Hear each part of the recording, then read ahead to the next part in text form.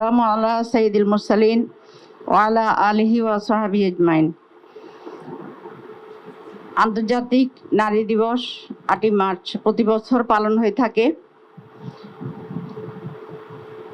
আর এই আন্তর্জাতিক নারী দিবস পালনের আজকের অনুষ্ঠানে আমাদের সংক্ষিপ্ত আয়োজনের সম্মানিত সভানেত্রী,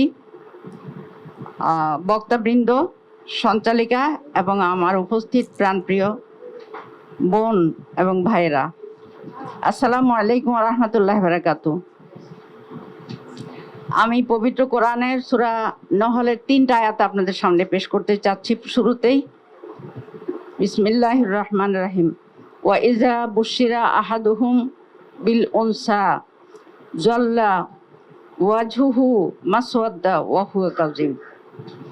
যখন এদের কাউকে কন্যা সন্তান জন্মে সুসংবাদ দেওয়া হয় তখন তাদের চেহারা কালো হয়ে যায় এবং তারা ওয়াহুয়া কাজিম, তারা ক্রোধের রক্ত পান করতে থাকে। তারপরে 59 নম্বর আয়াতে আল্লাহ তাআলা বলছেন যে লোকদের থেকে লুকিয়ে ফিরতে থাকে।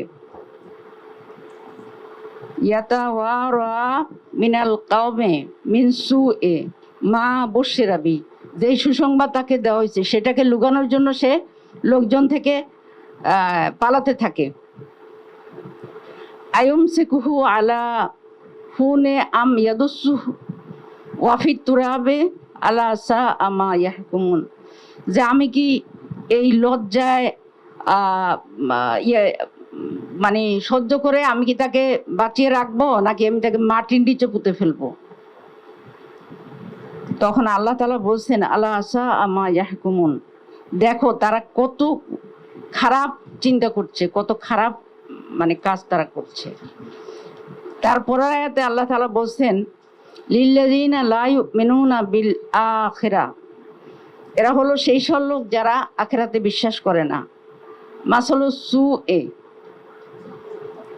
ওয়ালিল্লাহিল মাসালুল আলা ওয়া হুয়াল আজিজুল হাকিম, এরা হলো সেই সব লোক যারা আখিরাতে বিশ্বাস করে না, আর তারাই হলো এই সমস্ত খারাপ গুণের অধিকারী। আর আল্লাহর জন্য রয়েছে সর্বোত্তম গুণাবলী এবং তিনি পরাক্রমশালী এবং জ্ঞানের দিক থেকে পূর্ণতার অধিকারী।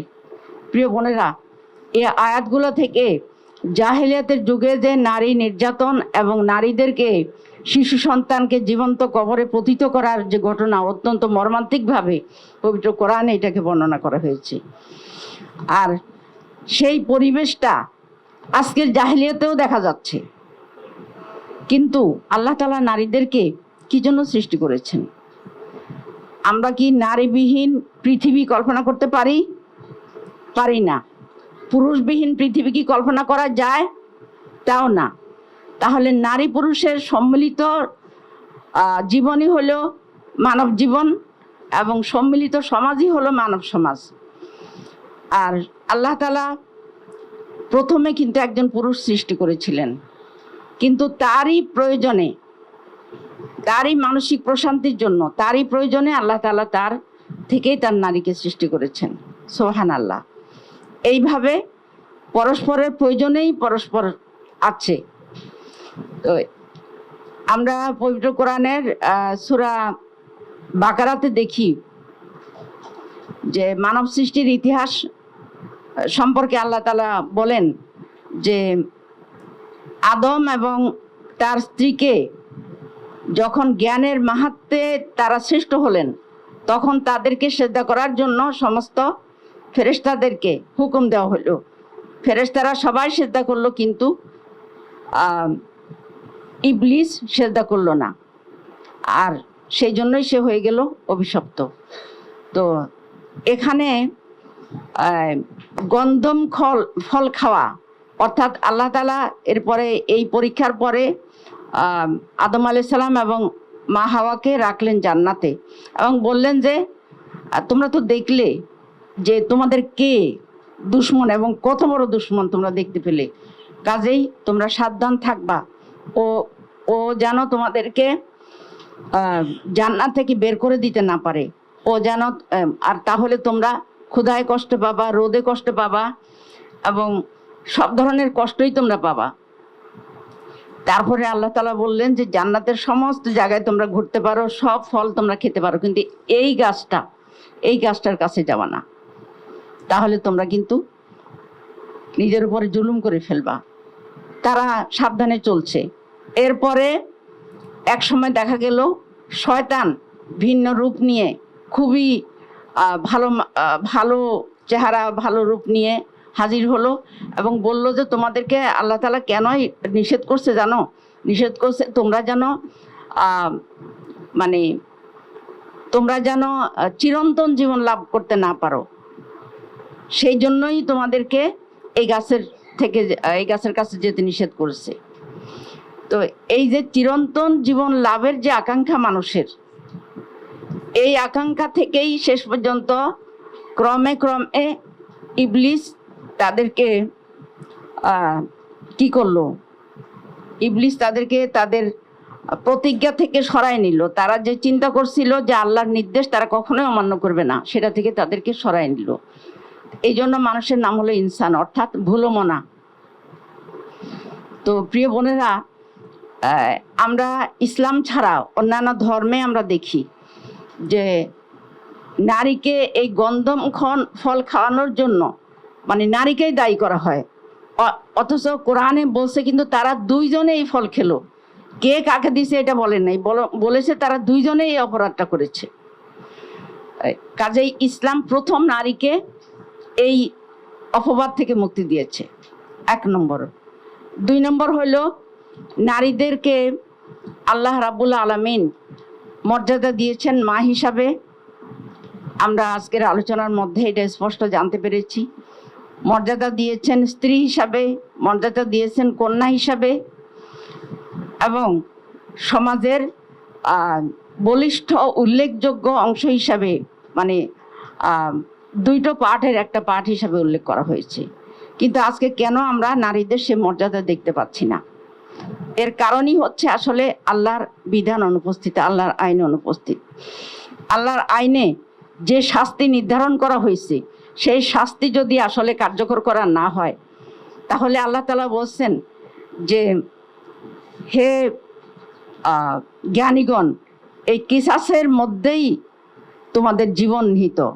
অর্থাৎ যে কিসাস, যে অপরাধ করবে সে অপরাধের শাস্তি স্বরূপ যেই কিসাস বা যেই শাস্তি নির্ধারিত, সেটা যদি দেওয়া না হয়, তাহলে সমাজ জীবনহীন হয়ে পড়ে। সমাজ তার জীবন্ত চেতনা, তার মানবিক চেতনা হারিয়ে ফেলে।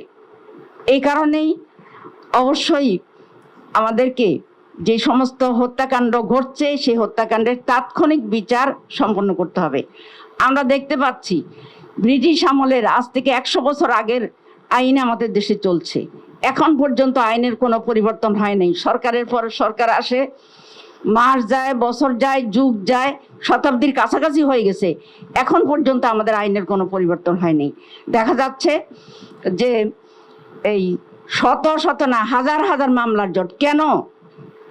যেখানে পরিষ্কার সাক্ষ্য দিচ্ছে, বিভিন্ন প্রমাণ আছে এবং পুলিশ ইনভেস্টিগেশনের মাধ্যমে সেই প্রমাণগুলা এসে যাচ্ছে, সেখানে বিচার করতে কি সমস্যা? সেটাকে কেন আরেকটা ডেট দিবে, তারপর আরেকটা ডেট, তারপর আরেকটা ডেট, কেন এতগুলো ডেট দিবে?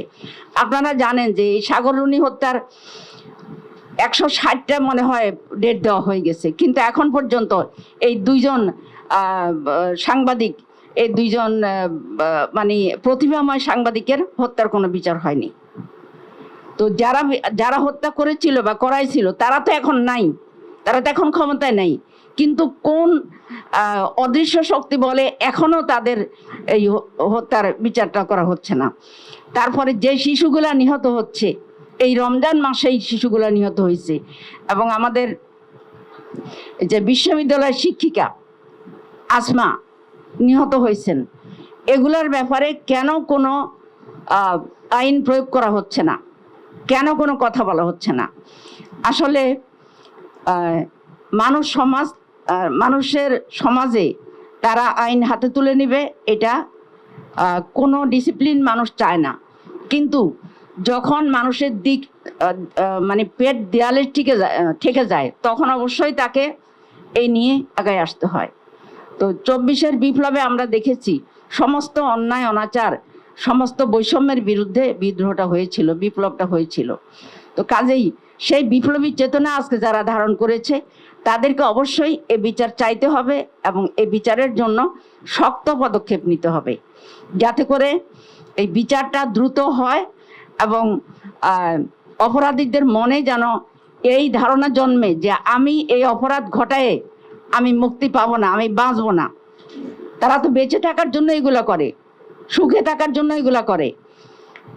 কাজেই এই মানে বর্তমান যে বিচার ব্যবস্থাকে আমাদের ঢেলে সাজাতে হবে এবং সুষ্ঠু বিচার নিশ্চিত করতে হবে।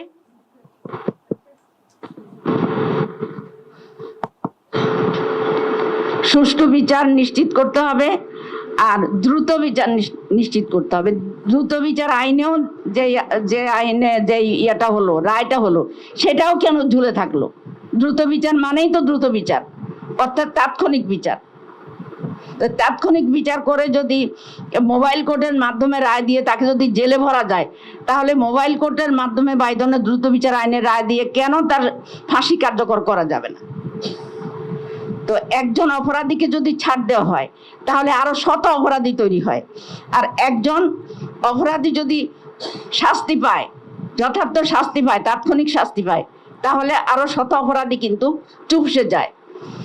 তো কাজেই প্রিয় বোনেরা, আমরা আন্তর্জাতিক নারী দিবস পালন করছি। আমাদের বোন মুন্নি বলেছেন যে আসলে একজনকে দিয়ে, একজন যিনি ক্ষমতাসীন নারী, শুধু তাকে দিয়েই কিন্তু নারীর ইয়াটা নিশ্চিত হয় না, নারীর সম্মান নিশ্চিত হয় না, বরং নারীর সম্মান প্রত্যেকটা ঘরে যে নারীরা আছে, যে শিশুরা আছে, তাদের প্রত্যেকেরই সম্মান আছে, প্রত্যেকেরই মর্যাদা আছে।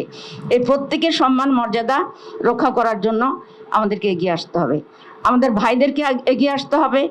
তারা যদি তাদের প্রত্যেকের পরিবারের নিরাপত্তা চান, নিশ্চিন্ততা চান, তাহলে সমাজের প্রত্যেকটা পরিবার এই নিশ্চিন্ত হওয়ার দাবি করতে পারে। আর তাহলে আমাদের সমাজ হবে অপরাধ মুক্ত একটা সমাজ। কাজে আমি বলবো যে ইসলামের যে শাস্তি আইন, এই দেশের ইসলামী জনতা সেই শাস্তি আইন প্রয়োগটা দেখতে চায়, এবং ওই শাস্তি আইন যদি প্রয়োগ করা হয় তাহলে অবশ্যই সমাজ থেকে অন্যায় অনাচার এবং এই ধরনের খুন খারাপি দূর হতে বাধ্য। কিন্তু জনতা কোনো মতে আইন নিজের হাতে তুলে নেবে না। তারা অবশ্যই আইনের অনুগত থাকবে, কিন্তু জনগণের অধিকার আদায়ে তারা সোচ্চার হবে। প্রিয় বোনেরা, আজকে আমরা আন্তর্জাতিক নারী দিবস পালন করছি। আমরা নানাভাবে নারীদের অধিকার আদায়ের চেষ্টা করছি, কিন্তু ওই নারীরাই যখন আবার আরেক নারীর শত্রু হয় তখন কি হয়? আপনারা দেখেন যে একজন পদ্মাসীনা নারী যখন হেনস্থার শিকার হয় তখন আমাদের নারীবাদীদের মুখে কোনো কথা আসে না, তাদের মুখটা সেলাই করা থাকে। কিন্তু যখনই মানে একদম ওপেন চলাফেরা করা একজন নারী যখন হেনস্থার শিকার হয় তখন তার ব্যাপারে রীতিমতো ঝড় তুলে। তো এটা থেকে বোঝা যাচ্ছে যে নারীরাই নারীদের প্রতি আসলে অবিচার করছে। এরপরে আমরা এই যে রেজওয়ানা হাসান, যিনি আমাদের সম্মানিত উপদেষ্টা ছিলেন, এই রেজওয়ানা হাসানকে আমরা দেখি যে কিভাবে তিনি সত্যটা মুখ থেকে বের করেছেন, স্বীকার করে নিয়েছেন যে কেন ইসলামী দলকে মেন স্ট্রিমে আসতে দেননি, পরিষ্কার বলেছেন আসতে দেননি।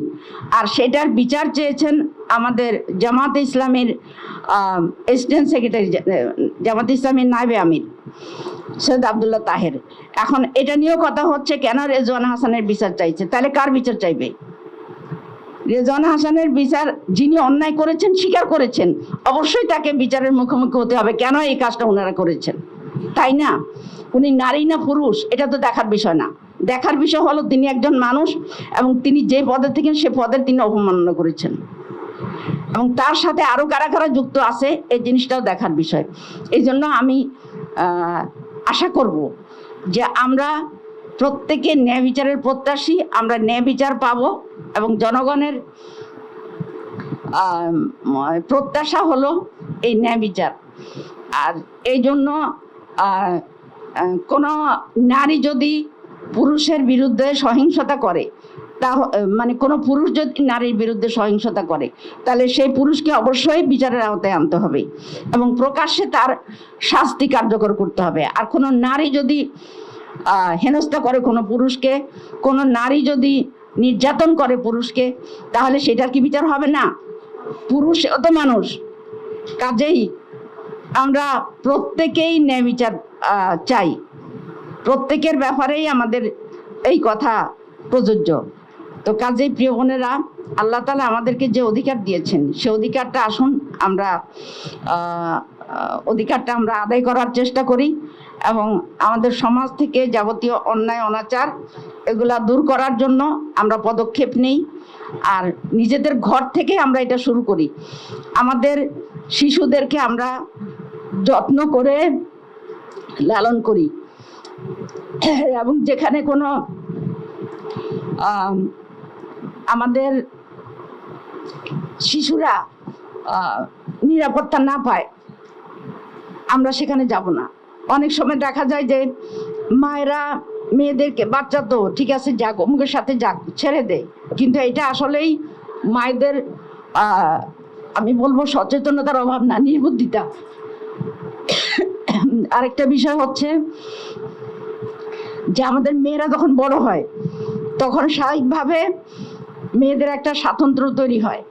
সেই ক্ষেত্রে যে নিজেদের ঘরে পবিত্র পরিবেশ বজায় রাখা এবং ঘরে যেই পুরুষরা আসে, যে আত্মীয় স্বজন আসে, তাদের সামনে অবাধে যাতায়াত করা এটা আসলে সমীচীন নয়।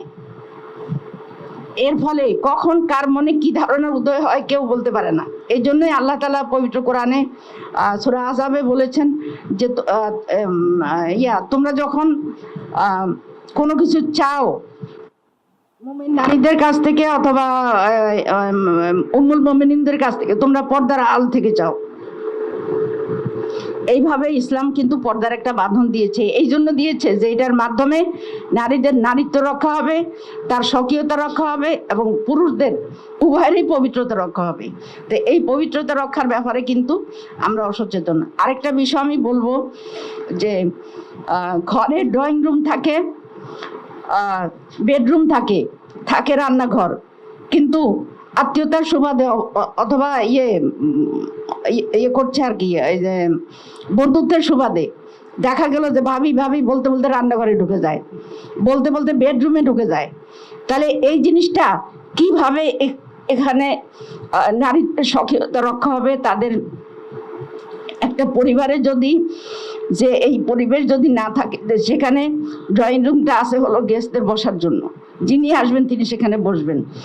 বেডরুমটা হলো প্রত্যেকের একটা সিকিউর জায়গা, সেখানে কেন যে কেউ যখন তখন ঢুকবে। এই জিনিসগুলা কিন্তু আমরা খুব আধুনিক হয়েছি, তার মানে হলো এই জিনিসগুলো আমরা মেনটেন করি না। এই মেনটেন না করাটা আধুনিকতা না, বরং প্রাগৈতিহাসিক যুগে চলে যাওয়া এবং নিজেদেরকে ইচ্ছা করে ভুলের দিকে নিয়ে যাওয়া। তো প্রিয় বোনেরা, আসুন আমরা এইসব ব্যাপারে সচেতন হই এবং আমরা আমাদের সমাজকে রক্ষা করার চেষ্টা করি, সমাজকে পরিশুদ্ধ করার চেষ্টা করি এবং যেখানে আমাদের চেষ্টা, সব চেষ্টা সত্ত্বেও দেখা যাচ্ছে যে কিছু খারাপ ঘটনা ঘটে যাচ্ছে, আমাদের ভালো হওয়ার, ভালো করার চেষ্টা সত্ত্বেও কিছু খারাপ ঘটনা ঘটে যাচ্ছে, সেই ক্ষেত্রে অবশ্যই আমরা সোচ্চার ভূমিকা পালন করব এবং দায়ী ব্যক্তিদেরকে যথাযথ শাস্তির আওতায় এনে তাদেরকে প্রকাশ্যে শাস্তি দানের আমরা দাবি জানাবো। তো আসুন আমরা নারী দিবসে আমাদের অধিকার সচেতন হই এবং আমরা আগামী দিনের সুন্দর বাংলাদেশ গড়ার ক্ষেত্রে আমাদের নারীদের জন্য সুন্দর মানে পরিবেশ তৈরি করি। আল্লাহ আমাদের সহায় হন। আসসালামু আলাইকুম রহমতুল্লাহ।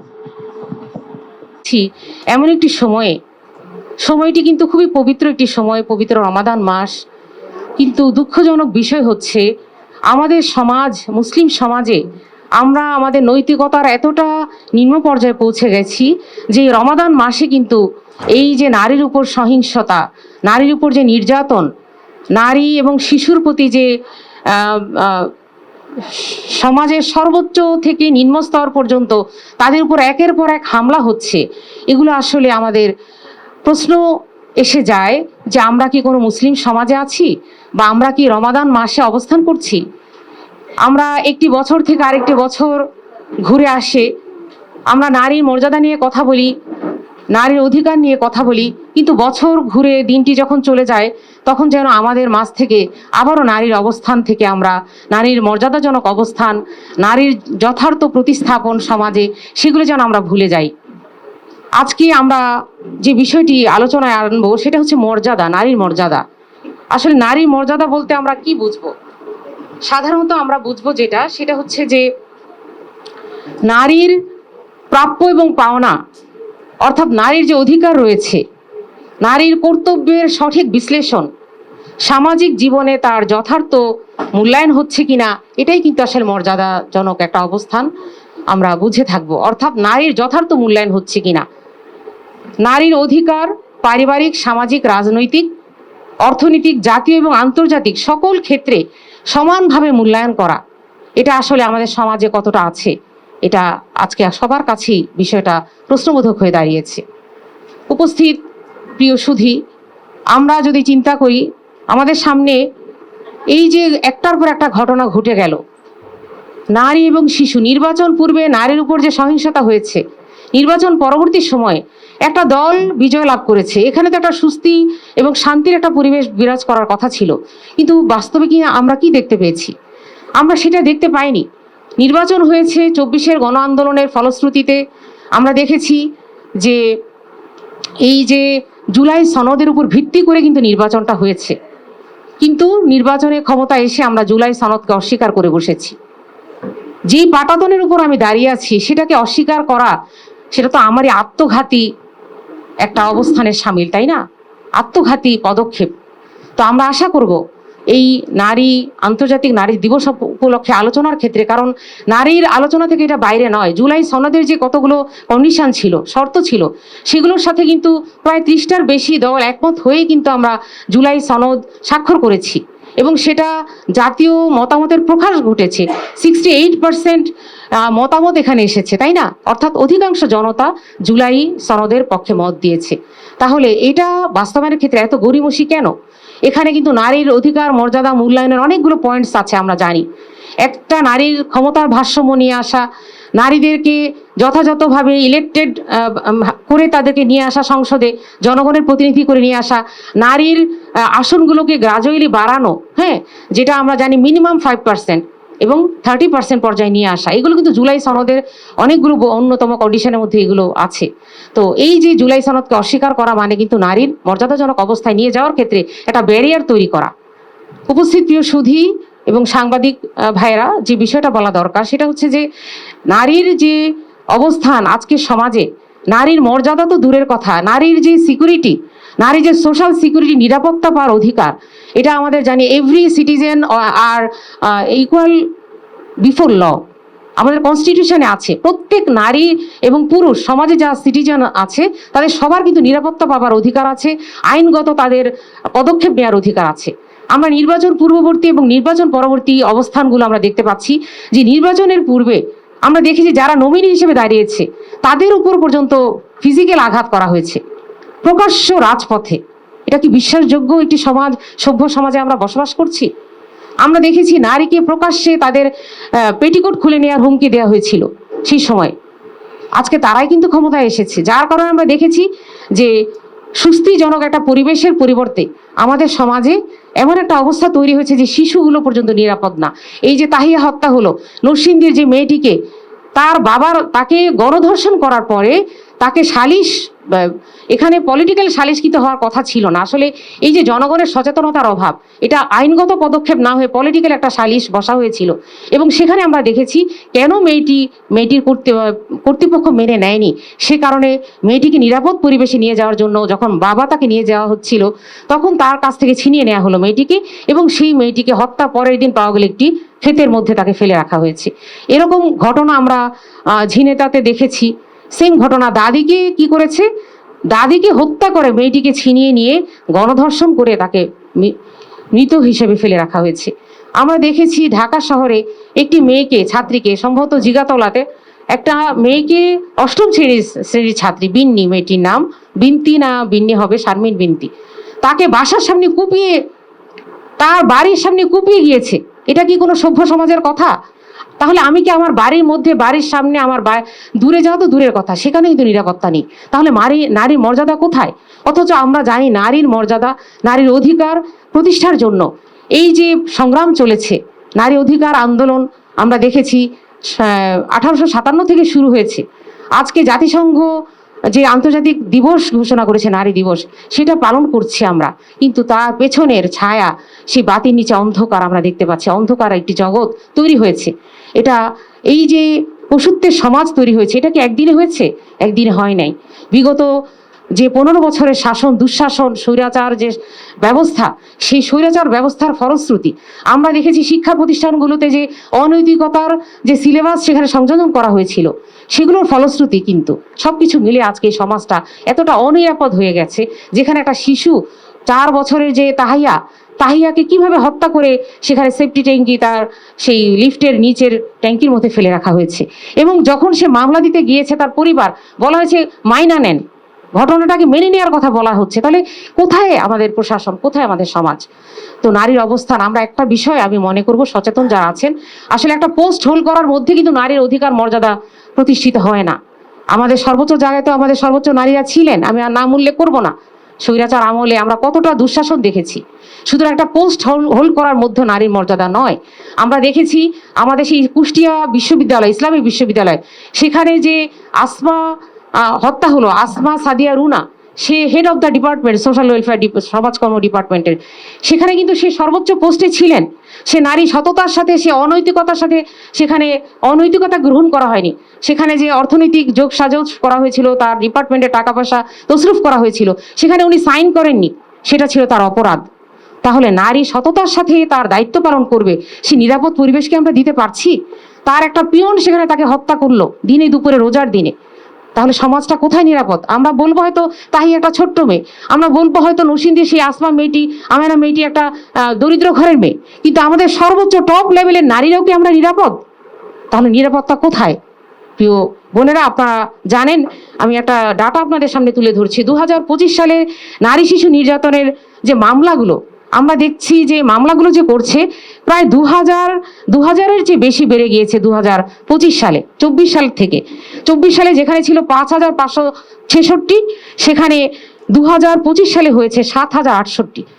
মামলাগুলো কিন্তু বাড়ছে এবং মামলার যে আপনার মানে দীর্ঘসূত্রিতা, আমরা জানি যে জাস্টিস হারিড, জাস্টিস বারিড একটা কথা আছে, আবার হচ্ছে আপনার জাস্টিস ডিনাইড, আর আপনার এটা কথাটা কি, মানে যত ডিলেড জাস্টিস ডিনাইড, যত দেরি করা হবে। এই যে দীর্ঘসূত্রিতা, এটা কিন্তু আমাদের সমাজে অন্যায়কে প্রতিষ্ঠা করার ক্ষেত্রে এবং এই যে ক্রাইমগুলো হয়ে যাওয়া, নারী নির্যাতন বেড়ে যাওয়ার ক্ষেত্রে অন্যতম একটা কারণ।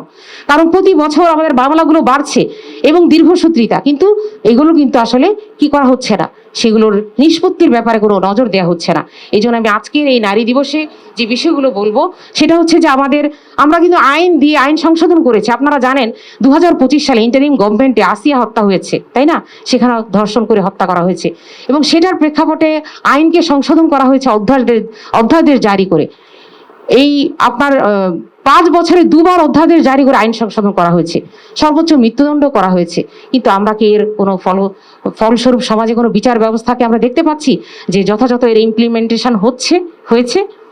যার কারণে কিন্তু একটার পর একটা নির্যাতন বেড়ে যাচ্ছে এবং সেটা হচ্ছে সরকারি ছত্রছায়ায়। দুঃখজনক বিষয় হচ্ছে এটা, যেটা দলীয় যখন পরিচয় পেয়ে যাচ্ছে, তখন তারা পার পেয়ে যাচ্ছে আইনের ফাঁকফোকর দিয়ে।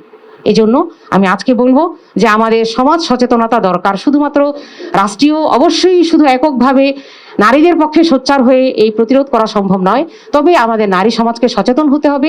আজকে আন্তর্জাতিক এই নারী দিবসে আমাদের সবার একটা শপথ হতে হবে, আমরা নিজেরাই শুধু সচেতন হব না, আমাদের সমাজকে সচেতন করব, সমাজকে আলোকিত করব। আমরা জানি আল্লাহ রাসূল ছিলেন সিরাজুম মুনিরা, এমন একটা আলো যেটা হাজারো লাখো কোটি আলোকে প্রজ্বলিত করবে, আলো তৈরি করবে। ঠিক তেমনি আমাদের নারীদেরকে আলো স্বরূপ আমরা সমাজকে যেন আলোকিত করতে পারি, আমাদের ভূমিকাটা সেটা হওয়া দরকার। দ্বিতীয়ত হচ্ছে পলিটিক্যাল পার্টিসগুলোকে সবাইকে সচেতন হতে হবে নারীদের ব্যাপারে, নারীদের মর্যাদা প্রতিষ্ঠা। আসলে দেখেন, নারীর কর্মক্ষেত্রে কিন্তু কোনো ডিফারেন্স করা হয়নি। আল্লাহ রাব্বুল আলামিন নারীকে বলেছেন যে সকল ক্ষেত্রে সে সমান অধিকার ভোগ করতে পারবে, তার কর্মক্ষেত্রে তাকে কোনো লিমিটেশন বা ব্যারিয়ার দেওয়া হয়নি। এবং নারীকে মর্যাদার দিক থেকে 3 গুণ বেশি দেওয়া হয়েছে। সমাজে কিন্তু একটা ভুল একটা কনসেপশন প্রচলিত আছে, তাই না, যে নারী পর্দা করবে তা সে ঘরে বসে থাকবে। নারীর পর্দা তো এই জন্যই যে নারী সর্বক্ষেত্রে সমান ভূমিকা পালন করবে, সে প্রয়োজনে সব ক্ষেত্রে সে বিচরণ করবে, এই জন্যই কিন্তু পর্দা। পর্দা মানে সে ঘরে বন্দি থাকা নয়। কিন্তু সমাজে আমাদের এটা মিস রিপ্রেজেন্টেশন হচ্ছে এবং মিস ইমপ্লিমেন্টেশন হচ্ছে। আর আরেকটা বিষয় আমি বলবো, সেটা হলো যে মর্যাদার দিক থেকে নারীকে 3 গুণ বেশি দেওয়া হয়েছে। আল্লাহ রাব্বুল আলামিন সূরা আহকাফে বলেছেন 15 নম্বর আয়াতে, ওয়াসাইনাল ইনসানা বিওয়ালিদাইহি ইহসানা হামালাতহু উম্মুহু কুরহা ওয়া দাআতহু কুরহা ওয়া হামলুহু ফিসালুহু সালাসুনা শাহরা। এখানে 3টা বিষয় নারীর জন্য মর্যাদার বিষয় বলে দেওয়া হয়েছে, যে একজন নারী, তোমরা নারী এবং মা বাবাকে তোমরা সম্মান করো, হে মানব জাতিকে উদ্দেশ্য করে আল্লাহ বলেছেন। প্রথমত হচ্ছে কেন একজন মা তোমাকে গর্ভে ধারণ করে, দ্বিতীয়ত হচ্ছে সে প্রসব বেদনা সহ্য করে প্রসব করে, তৃতীয়ত হচ্ছে সে দুধ পান করায় 30 মাস। তাহলে নারীর মর্যাদা কিন্তু এই 3 গুণ হয়েছে এই জন্য। কিন্তু কর্মক্ষেত্রে কিন্তু কোনো ব্যারিয়ার নেই। এটা আমাদের, আমি মনে করি আজকে এই আলোচনা সভায় আমাদের সবার মধ্যে এই একটা কনফিউশন দূর করা উচিত, যে নারী সব ক্ষেত্রে সমান ভূমিকা রাখতে পারবে, তবে নারীর সিকিউরিটি রাষ্ট্র নিশ্চিত করবে। এটা তার ফান্ডামেন্টাল রাইটস, এটা তার কনস্টিটিউশনাল রাইটস, এটা আমাদের অবশ্যই খেয়াল করতে হবে। এবং আমি বলবো সরকারের পক্ষ থেকে এই বিষয়ে দ্রুত বিচার ট্রাইব্যুনাল গঠন করে প্রত্যেকটা শাস্তি যদি নিশ্চিত করা হয়, তাহলে অবশ্যই ক্রাইম অপরাধ কমে যাবে। আমরা অন্যান্য মিডল ইস্টগুলোতে কেন আমরা দেখি না যে সেখানে পরপর এই ধর্ষণ হচ্ছে? কারণ সেখানে কিন্তু প্রকাশ্যে সেখানে বিচার করা হয়। আমাদের দেশে প্রকাশ্যে করা না হোক, যে সিস্টেম আছে যে মৃত্যুদণ্ড, সেটাই সেই যথাযথ প্রয়োগ যেন হয়, সেটা আমাদের এই সরকারের প্রতি দাবি থাকবে। সবশেষে যেটা বলবো আমি, যে আমাদের আসলে যথাযথ মনিটরিংটা দরকার। দেখা যাচ্ছে আমরা আইন করেছি, আইনের শক্তিশালী ইমপ্লিমেন্টেশন করার জন্য আমরা চেষ্টা করছি, কিন্তু এটা যে যথাযথ মনিটরিং হওয়া, এটা এক্সিকিউশন হচ্ছে কিনা সেই পর্যন্ত করা, এটা কিন্তু আমাদের হচ্ছে না। এই ব্যাপারে আমাদের সবার সচেতন থাকতে হবে, নাগরিক সমাজের সচেতন থাকতে হবে, রাষ্ট্রের পক্ষ থেকে দায়িত্বটা পালন করছে কিনা। সেই সাথে আমাদের যারা ভিকটিম আছে তাদেরকে নিরাপত্তা দিতে হবে। আসলে ভিকটিম কিন্তু তারা নিরাপত্তা পাচ্ছে না, যার কারণে কিন্তু তারা সাক্ষী হিসেবে উপস্থিত হতে পারছে না আদালতে, এটাও কিন্তু একটা কারণ। তো এই জন্য সার্বিকভাবে আমাদের এই নারী নির্যাতনের বিষয়টাকে প্রায়োরিটি দিতে হবে। এটা দুঃখজনক বিষয়, আমাদের মুসলিম দেশে এই রমাদান মাসে পর্যন্ত নারী নির্যাতন থেমে নেই, শিশু নির্যাতন থেমে নেই। নারীরা আজকে ঘরে নিরাপদ না, তারা কর্মক্ষেত্রে নিরাপদ না, তারা যে কোনো জায়গায় তারা নিরাপত্তার সাথে চলাফেরা করতে পারছে না। এই জন্য এই সিকিউরিটিটা আমাদের নিশ্চিত করতে হবে, এনশিওর করতে হবে। আসুন প্রিয় বোনেরা, আমরা সচেতন অংশ হিসেবে, আমরা একটা সমাজের পার্ট, আমাদের পার্টিসিপেশন যদি সচেতনতার সাথে হয় সব ক্ষেত্রে, তাহলে ইনশাআল্লাহ আমরা সরকারের সাথে আমরা যথার্থ ভূমিকা পালন করতে পারবো। তো নারীদেরকে সবাইকে আমরা আহ্বান করব যে সকল ব্যারিয়ারকে উপেক্ষা করে, হে নারী তুমি এগিয়ে চলো, নবযুগ তোমাকে ডাকছে, আগামীর যে কর্ণধার হিসেবে যে আমরা যথার্থ ভূমিকা পালন করতে পারি। আসসালামু আলাইকুম ওয়া রাহমাতুল্লাহি ওয়া বারাকাতুহু।